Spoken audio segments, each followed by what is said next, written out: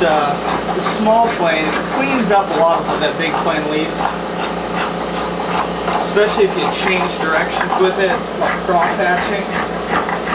Cross-hatching gets rid of a lot of these marks. Because this thing only takes little bites, and it flattens the bigger bites that the other plane took. And this one, it's small enough, and I've got it set to not be so aggressive, that you really can't head in almost any direction you want. Up grain, down grain, across grain, with grain. It's pretty good. But like I said, that's because I keep it sharp. I have it set to a not so aggressive cut. And it's a small plane.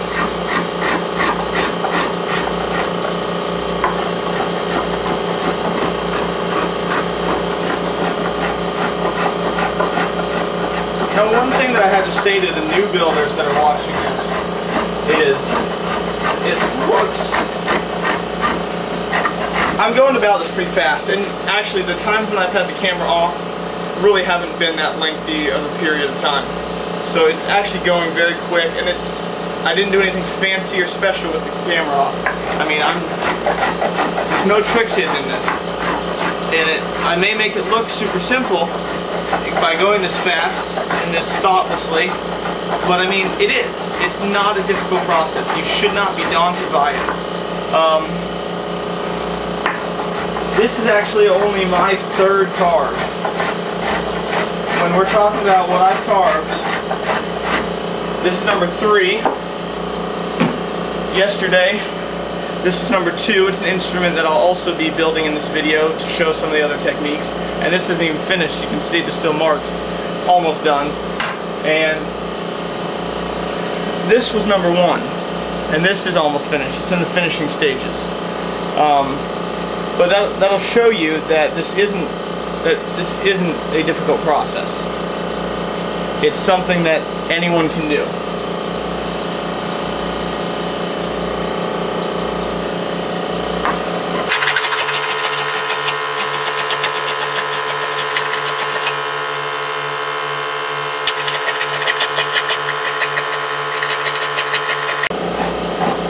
And one thing that I have lost that I like to have for the entire carve, because like I said, we're carving into the edge. We want to get back to flat by the time we hit the edge. That's one thing I do miss, is having that edge to look at. So what I'm going to do is, I know that I have a 1/2 inch around the perimeter. So I'll set a compass to a 1/2 inch, have the pin follow the edge, and literally just go around it.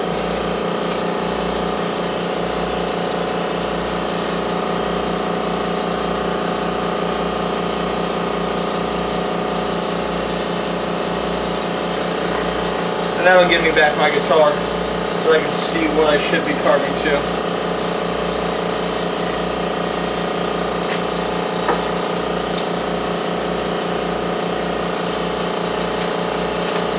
There's actually one spot that is not a perfect 1/2 inch. The blank didn't allow it. But we'll fill that in. No biggie. So now I can see where I'm going again.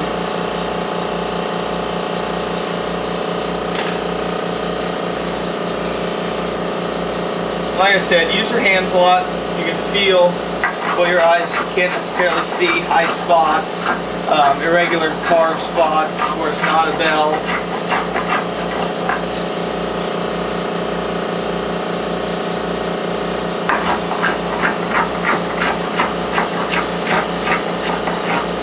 The process is pretty intuitive. It's not rocket science by any means. See, once again, I'm taking down this center part. So my car is probably not 5/8 anymore, but I've taken down the center part a little bit because of that calculation error in my topography. But I mean, it's still a healthy 1/2 inch at least. There's no way I've taken down 1/8 of an inch from that center. But we're probably still at 9/16.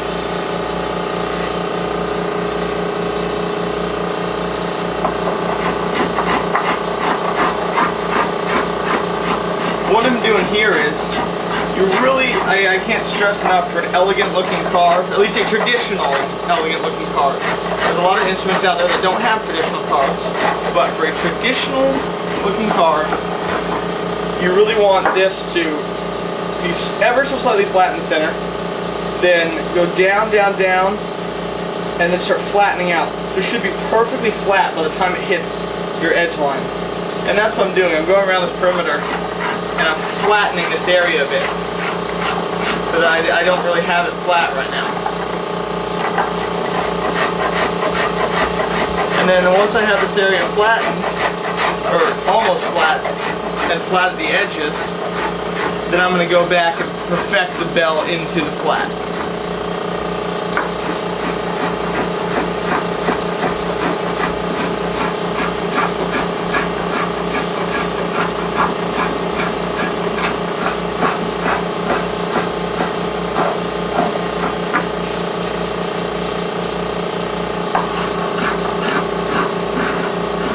That's one of the good things about these curved-soled planes, is that when you're in these tight spots where you're trying to get it flat to the edge, yet you don't want a perfect flat, because you got to carve in and curve down. These flat-soled planes will get you flat right where the center of it is, but then curve up. So it's really doing a lot of the work for you. And it gives you less to worry about.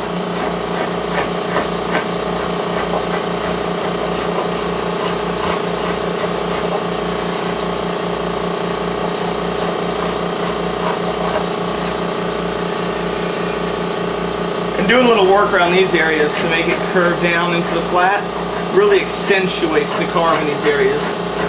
Because the thickness here that it goes down isn't great. But by doing this, it really accentuates this area, which is nice.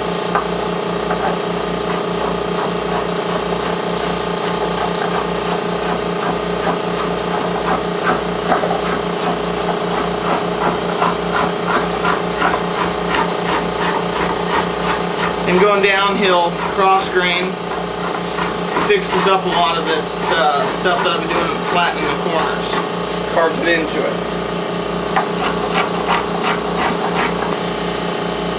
One thing you do kind of gotta watch for is symmetry in your carve. It's especially important in the waist because they're so close together.